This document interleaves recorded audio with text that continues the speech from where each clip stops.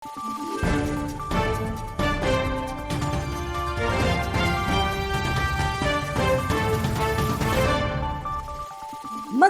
araw, Pilipinas! Ito ang Valiente News hatid sa inyo ng Office of the Vice President.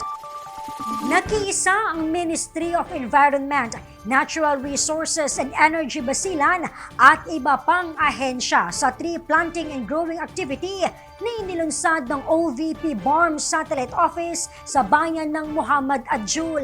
Si Brian Latasa sa report.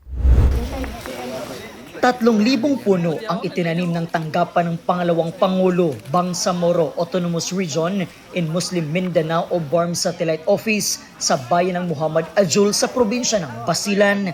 Katuwang nila sa makabuluhang aktibidad ang Ministry of Environment and Natural Resources and Energy Basilan at lokal na pamahalaan ng Muhammad Adjul. Nakiisa rin sa aktibidad ang mga kabataan.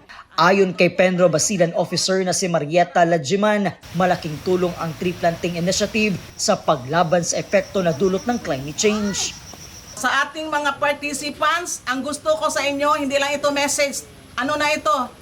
Pagdadala na ng bigyan ninyo ng care yung ating environment, bigyan natin ng care ang pagtanim natin, makakalikasang umaga sa ating lahat.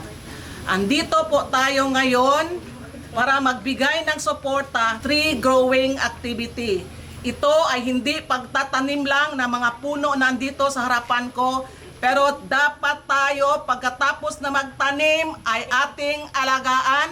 Ibibigay ko yung responsibility kay Ma'am Risma Alano being the MAO of this municipality na pagkatapos natin itong itanim, dapat alagaan natin.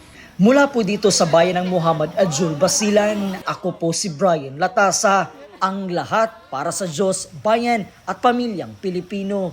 Valiente News. Pagbabago campaign na isa sa mga flagship program ng OVP, patuloy ang pag-arangkada. Kabuuang bilang ng mga punong na itanim ng tanggapan, umabot na sa mahigit 1,000,000. Ako si Claudette Loreto para sa makabuluhan, naninindigan at matapang ng mga ulat at impormasyon. Maraming salamat.